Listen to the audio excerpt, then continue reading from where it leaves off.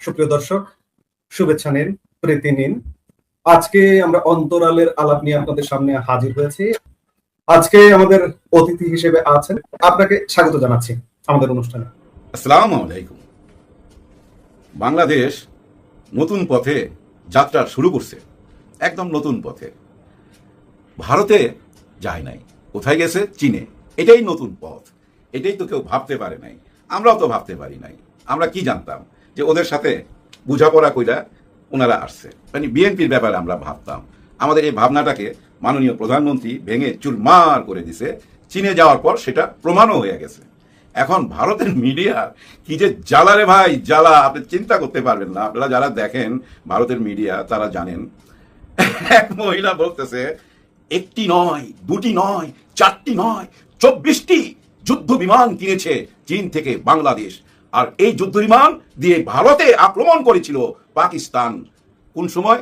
ওই যে অপারেশন সিন্দুর, ওই অপারেশন সিন্দুরে যে যুদ্ধ বিমানগুলা ব্যবহার হয়েছে, পাকিস্তান থেকে কাশ্মীরে বোম ফেলছে, ওই একই যুদ্ধ বিমান চীন থেকে বাংলাদেশ কিনে আনছে। ওইটা নিয়েই বলতেছে যে এতটা দুঃসাহস তাদের, এই যুদ্ধ বিমান দিয়ে কি তারা ভারতে আক্রমণ করবে? বুঝছেন কোন পর্যন্ত নিয়ে যায়, ভেজাল লাগাইতে চায়। এরকমই বিহুর ব্যবসা, বোঝেনি তো? পুরা ভারতের মিডিয়া আমাদের দেশ নিয়ে কথাবার্তা বইলা অনেক টাকা ইনকাম করে। ওর নিজের দেশে কিন্তু অনেক প্রবলেম, সেটা নিয়ে আলোচনা করে না। গত 4 মাসে 226টা মসজিদ ভাঙা হয়েছে। এর মধ্যে একটা ছিল 1000 বছর পুরনো। ভাবা যায়? এসব নিয়ে কোনো আলোচনা নাই। গির্জাতে, খ্রিস্টানদের গির্জাতে আক্রমণ করছে, গির্জার ভিতরে খ্রিস্টানদের সঙ্গে যেসব খারাপ ব্যবহার করছে, এইসব ভিডিওগুলো আপনারা দেখতেছেন, তাই না? ওরা চায় ওরা শুধু হিন্দু ধর্মের যারা তারাই থাকবে, আর কেউ থাকতে পারবে না। ভাই ব্রাদার, যারা আপনারা ভারতে আছেন, পুরা দেশকে হিন্দুস্তান বানাইবার আগে হিন্দুস্তানের মানে এই ভারতের কোন একটা গ্রামকে, পুরো একটা গ্রামকে হিন্দু গ্রাম বানায় দেখান তো, যে এটা শুধু হিন্দু গ্রাম, এখানে কোনো জাত ভেদ থাকবে না, এখানে ওই যে ব্রাহ্মণ উঁচু জাত, অমুকে চামার নিচু জাত, সেটা থাকবে না, শুধু হিন্দু থাকবে। পুরা ভারতের মধ্যে কোনো একটা গ্রামকে বানায় দেখান তো, পারেন কিনা? পারবেন না, কারণ জাতের ভেদাভেদ আছে। আমরা মুসলমানরা যদি দেশ ছেড়ে চলে আসি না, আপনারা নিজেরা একসাথে পথ চলতে পারবেন না, কারণ ওই যে জাতের ভেদাভেদ। আপনারা একজন আরেকজনকে গায়ে টাচ করেন না। হ্যাঁ, এই যে মোদিকে একজন সালাম করতে গেছিল পায়ে ধরা, সইলা গেছে, এরকম ভিডিও দেখছেন না? কারণ ওই যে ছোট জাতের মানুষ আমাকে টাচ করবে, আর টাচ করলেও ভাই সঙ্গে সঙ্গে যায় গোসল করে পালায়। আপনারা নিজেরা একসাথে পথ চলতে পারবেন না। এই যে আমাদের চৈতালি বলে না, আমাদেরকে এখানে একটা আলাদা কইরা দাও। এই চৈতালি এটা কেন বলে এটা তো আপনারা বুঝছেন। বিরাট একটা ষড়যন্ত্র ছিল, যেটা থেকে ভাই উপরওয়ালা আমাদেরকে বাঁচাইছে। এবং আমি থ্যাঙ্কস জানাইতে চাই আমাদের সেনা প্রধান ওয়াকার সাহেবকে। উনি যেভাবে আর্মিকে রাস্তা নামাই দিছিল, ওইটার ভয়ই কিন্তু হয় নাই। গোয়েন্দা রিপোর্ট ছিল, অনেক কিছু করার চেষ্টা করতো, কিন্তু কিছুই করতে পারে নাই। আর এই আর্মি কেন নামলো ওই 23 তারিখে, ওইটা নিয়েও কিন্তু ওদের মিডিয়াতে জ্বালা পড়া ভাই, বিভিন্ন রকম কথাবার্তা, বুঝছেন? ওই যে একটু আগে বললাম ভিউ ব্যবসা, ওইটা চলুক। ওরা কি সুবিধাটা পাচ্ছে জানেন? আমাদের টিভি চ্যানেলগুলা কিন্তু ওরা দেখতে পায় না, কিন্তু ওদেরটা আমরা দেখতে পাই। এই জিনিসটা কেন বন্ধ করতে পারলো না গত 18 মাস যে সরকার ছিল, মানে ডক্টর ইউনূস স্যারের সরকার, ওনারাও বন্ধ করতে পারে নাই। আমাদের এই সরকার পারবে কিনা জানি না। এটা যদি বন্ধ করে দিত না, তাহলে লাফালাফি সব বন্ধ হয়ে যেত। এই ভারত আমাদেরকে কি দিছে ভাই বলেন তো? চীন তো আমাদেরকে 24টা যুদ্ধ বিমান দিতেছে, তার কি দিতেছে? এখানে একটা ড্রোন ফ্যাক্টরি করবে যৌথভাবে। এই ড্রোন ফ্যাক্টরি আবার ভাইবেন না ওই যে সিনেমার শুটিং এর জন্য ড্রোন ক্যামেরা, ওইটা না। এই ড্রোন ক্যামেরা যুদ্ধের জন্য, এখানে সেটার কারখানা হবে। তার কি? সেটা আমাদেরকে দিচ্ছে।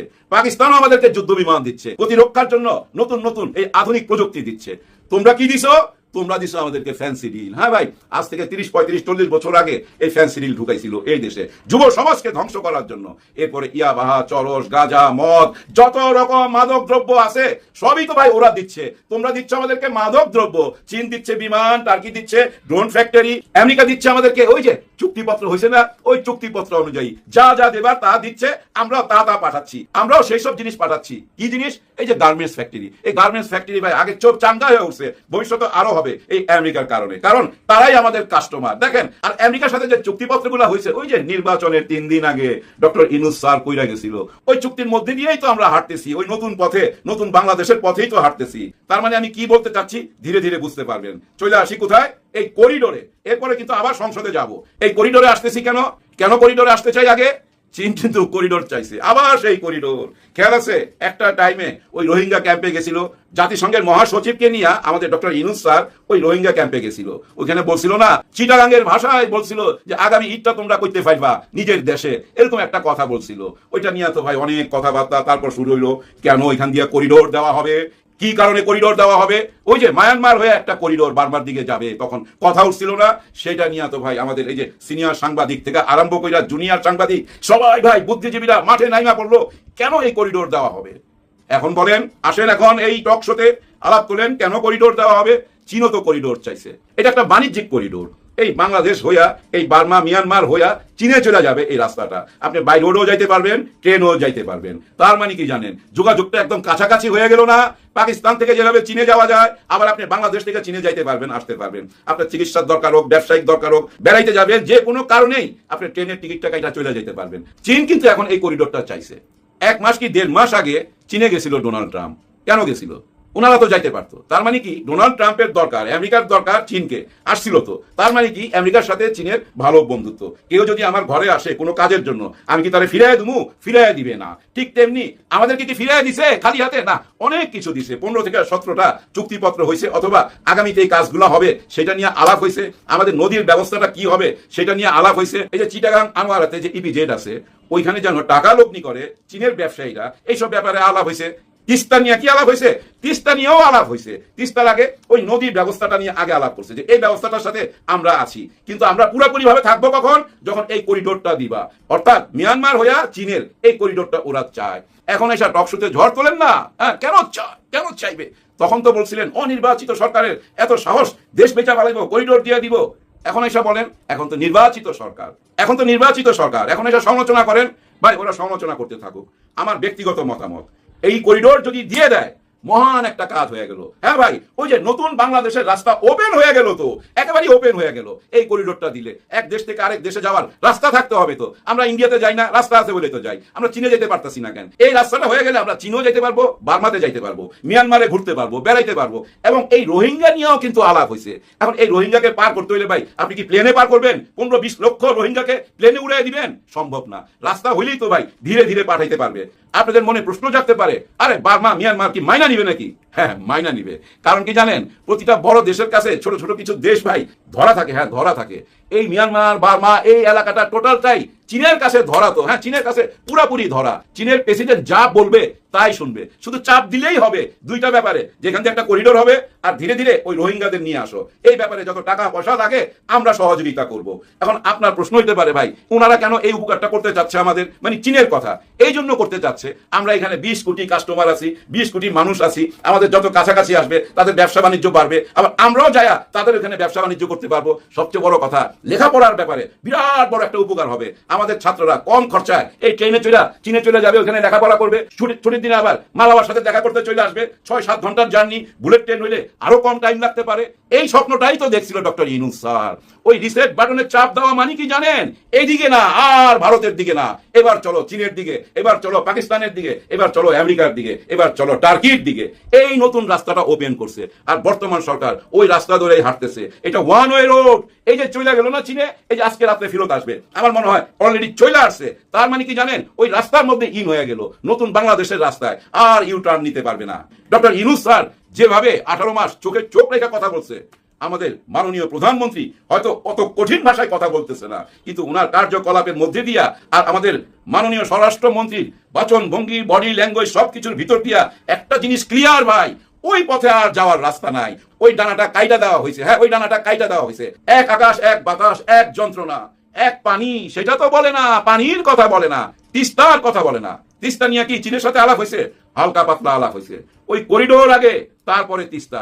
ওই করিডোরটা হইলেই তারপরে তিস্তা। আমার মনে হয় চীন ওই করিডোরের দিকেই বেশি জোর দিবে। কারণ একটাই, করিডোর হইলে ভাই বাই রোডে অনেক কিছু আনতে পারবেন। এই তিস্তার জন্য যা কিছু লাগবে বা এই দেশকে আরো উন্নত করার জন্য যা কিছু আপনার দরকার সবই এই বাই রোডে আনতে পারবেন। আমাদের এখানে একটা বিল্ডিং বানাইতে গেলে ভাই লাগে 5 বছর 6 বছর, ওরা ভাই ওইটা 6 মাসে বানায় ফেলায়। আপনি চীনে যদি যান, ধরেন আজকে গেছেন, ঠিক আবার 5-6 মাস পর যায় দেখেন ওই শহরটা নতুন কিছু দেখবেন। এরকম বদলা যায়। এতটা উন্নত দেশ ওই দেশটা। ওই দেশের মানুষের মন মানসিকতা ভাই অনেক উন্নত, আমাদের দেশের মতো না। আমাদের দেশের মানুষের মন মানসিকতা অনেক ন্যারো মাইন্ডের। অনেকেই ভাই আমি চিন্তা করতে পারি না কেন এমন হয়। হ্যাঁ, এত ছোট মন হবে কেন? আমি কেন জিজ্ঞাসা করুম, ওই মিয়া আপনি তাকে রিক্সায় চড়তেন, এখন প্রাডো গাড়িতে চড়েন, এই টাকা পাইলেন কই? আমি কেন এটা জিজ্ঞাসা করুম? এটা জিজ্ঞাসা করার আমার অধিকার নাই। এটা জিজ্ঞাসা করার অধিকার আছে কাদের?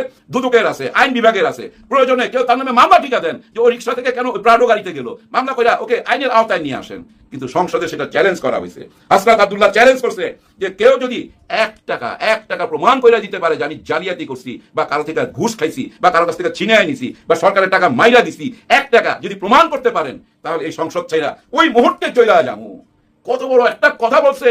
এই কথা বলার সাহস কি ওই 300 এমপির আছে? ওই 300 এমপি বলুক না। মাননীয় স্পিকার সাহেব, আপনার সঙ্গে সঙ্গে বলা উচিত ছিল যে আপনারা একে একে সবাই দাঁড়ায় এরকম একটা চ্যালেঞ্জ করেন তো, কইরা দেখান। আছে সেই বুকের পাঠা? নাই, সেই বুকের পাঠা নাই। কেন নাই জানেন? এই সংসদের ভিতরে এখনো 2 জন এমপি শপথই নিতে পারে নাই। চিন্তা করেন, ওরা অসুস্থ? না, অসুস্থ না, পুরোপুরি সুস্থ। ওই আদালতের করিডোরে দৌড়াদৌড়ি করতেছে, ব্যাংকের করিডোরে দৌড়াদৌড়ি করতেছে, কারণ ওই যে তারা ঋণ খেলাপি, এতটা ঋণ খেলাপি শপথই নিতে পারতেছে না। আইন তাদেরকে অনুমতি দিচ্ছে না শপথ নেবার জন্য। এরপরও কি আর ঋণ খেলাপি নাই? ওই ঋণ খেলাপি এর মধ্যেও আছে, কিন্তু এই সংসদের মধ্যে এখনো ঋণ খেলাপি আছে। 200 কোটি টাকা না, হাজার কোটি টাকার ঋণ খেলাপি ওই সংসদে আছে। তারা নির্লজ্জের মতো এখানে বৈশা মিনিটে 2,75,000 টাকার এসির বাতাস খায়। ওই কথাটাও কিন্তু সংসদে তুলে ধরছিল হাসনাত আব্দুল্লাহ। সংসদে বৈশা থাকা ঋণ খেলাপি যারা ছিল তারা তো ভাই জৈলাপুরা শেষ হয়ে গেছে, যে তারা তো কোনোদিন এরকম বিরোধী দল দেখেই নাই যারা মুখের উপরে এরকম কথা বলতে পারে। গত 54 বছর এরকম কোন বিরোধী দল ছিল? যারা ছিল তারা তো ভাই গৃহপালিত ছিল। এরা তো গৃহপালিত না, এরা হলো জনগণের প্রতিনিধি। হ্যাঁ, জনগণের প্রতিনিধি, যার জন্য ওরকম চ্যালেঞ্জ করতে পারে। আর বাজেট নিয়ে যে কথা বললো না ভাই, একেবারে যুক্তিসঙ্গত। অন্যরা যারা অনেকেই দেখবেন বাজেট নিয়ে কথা বলে, সবাই না, অনেকেই বাজেট নিয়ে কথা বলে, মুখস্থ কথাবার্তা। হ্যাঁ, এই কথাগুলো ভাই এই গত 54 বছর যতবার এই সংসদের দিকে তাকাইছি ওই একই কথা বলছে, ওই একই কথা, বুঝে না, নিজেও কিছু বুঝে না। আবার অনেকেই তো আছে ভাই বাজেট নিয়ে কথা বলতে আইসা 7 মিনিট এক নাগারে বেগম খালেদা জিয়া থেকে আরম্ভ করে শহীদ প্রেসিডেন্ট জিয়াউর রহমান, তারেক রহমান, জাইমা রহমান, মানে একেবারে 7 মিনিট খায় ফেলাইছে। বাজেটের কোনো কথাবার্তা নাই। মাননীয় স্পিকার বললো যে আপনি এবার বসেন, অনেক বইলা ফেলাইছেন। অনেক ভাই কোচা দিয়া স্পিকার কথা বলে। 2 জন স্পিকার ভাই ভালো রেফারি। সংসদের যে খেলা চলতেছে না, এই খেলার রেফারি কিন্তু এই 2 জন খুব ভালোভাবেই চালাইতেছে। তারপরও ভাই কিছু মানুষ ওই যে মিনিটে 3 লক্ষ টাকা, প্রায় 3 লক্ষ টাকা খরচ কইরা ওই পুরানা কথাবার্তা। আর একজন তো আছে ভাই, কি কারণে আমি জানি না, ওনারে প্রশ্ন করুক না করুক, কোনো কারণ ছাড়াই ওনার হাতে মাইক আসলেই উনি চলে যাবে। ওই যে রাজাকারের বাচ্চা। কি খারাপ কথা ওই সংসদে দাঁড়ায়া। ওই আগের পেঁচাল মুক্তিযোদ্ধায় কি করছিল, আবার এর মধ্যে 1 টাকা হইলো বেশি দিতে হবে মুক্তিযোদ্ধাদের। ভাই কেউ কি বলছে যে 1 টাকা বেশি দেওয়া যাবে না? আপনাদেরই তো সরকার, দেন না 1 টাকা কেন, 1000 টাকা বেশি দেন, কেউ না করবে না। আপনি বারবার বলতেছেন আমি কিন্তু অসম্মান করি না এই জুলাই যোদ্ধাদেরকে। এই কথাটা 3 থেকে 4 বার বলছেন, আমি অসম্মান করি না, কিন্তু একবারও বলেন নাই আমি সম্মান করি। আমরা বুঝি কোন কথার কি অর্থ। আপনি যেভাবে, হ্যাঁ ফজলুর রহমান সাহেব, আপনি যেভাবে আগে বলতেন এরা ফকিন্নির পোলা, এদের ঘরের টিনের চাল নাই, এরা মাটিতে পাটিতে বসে ভাত খায়, বংশের পরিচয় নাই, এরা আসছে রাজনীতি করতে, এরকম অনেক কথা আপনি বলছেন। রাজাকের বাচ্চা টাচ্চা গালাগালি, এবং আপনি আরো খারাপ ভাষায় গালি দিচ্ছেন, কিন্তু কেউ আপনাকে কোনো অসম্মান করে নাই। হ্যাঁ, অনেকে ফজু পাগলা বলে, কিন্তু সেটাও আপনি এই সংসদে দাঁড়ায় নিজেই বলতেছিলেন যে আমাকে সবাই ফজু পাগলা বলে। তখন মাননীয় স্পিকার বলছে এখানে তো আপনাকে কেউ ফজু পাগলা বলে নাই, আপনি কেন এই কথাটা এখানে তুললেন? আপনি আবার ঘুরে ফিরা ওই ফজু পাগলা বলতেছেন। এখন নিজে ফজু পাগলা বললে মানুষ তো বলবে। আপনার মতো একজন জ্ঞানী লোক ওই সংসদে দাঁড়ায় আমাকে ফজু পাগলা বলে, এই অভিযোগটা করা উচিত হয়েছে? উচিত হয় নাই। মানুষকে ভুলাই দিতে হইলে আপনার বলা উচিত হয়নি। আপনি বলাতে এটা মানুষ ভুলতেছে না। আপনার কথা ফজলুর রহমান সাহেব আপনার কথার প্রভাব বিস্তার করে, অনেকেই তো আপনাকে ভালোবাসে, তারা আপনার কথায় মাথায় নিয়ে নেয় বইলেই তো দেখেন না ওই যে সংসদে বলতেছে রিক্সায় চড়তো, রিক্সা ভাড়া দিতে পারতো না, তারা আজকে গাড়িতে চড়ে। ওই কথাটা কেন বলতেছে সংসদে বুঝেন না? ওই একই কথা তো আপনি যেটা বলছেন, এরা হলো রাস্তার ফকির, এদের ঘরের চাল নাই, টিন নাই, এরা মাটিতে বসে ভাত খায়, এদের বংশের পরিচয় নাই। ওই একই কথাটা গুছায় বলছে যে রিক্সা থেকে গাড়িতে উঠছে। আপনার কথারই প্রভাব বিস্তার করছে, একটু সংস্কার কইরা কথাটা বলছে। এরকম কথা বললেন না।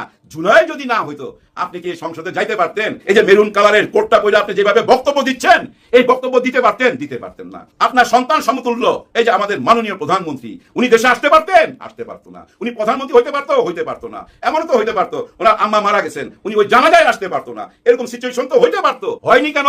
এই জুলাইয়ের কারণে। নাহিদ ইসলাম তো দাঁড়ায় বলছে আমরা 71-কে সম্মান করি, আর জুলাই হচ্ছে 71-কে পরিপূর্ণ করছে। এই কথাটার অর্থ কি? মানে রাহুল গ্রাস থেকে মুক্ত করছে। রাহুল গ্রাসটা কি আপনি ফজলুর রহমান সাহেব না বুঝলো, তারেক রহমান সাহেব বুঝা ফেলাইছে বলেই ওই রাহুল গ্রাসের দিকে না যায় ওই চীনের দিকে গেছে।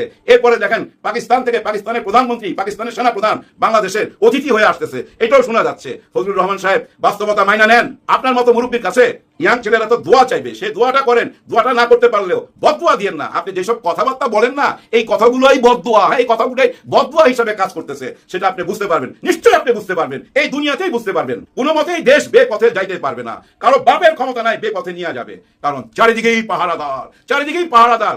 কারা পাহারাদার এটা নতুন করে কিছু বলার নাই। সবচেয়ে বড় পাহারাদারকে ওই যে আল্লাহ, উনি আমাদেরকে বাঁচাবেন। সবার জন্য সবাই দোয়া করবেন। আল্লাহ হাফেজ।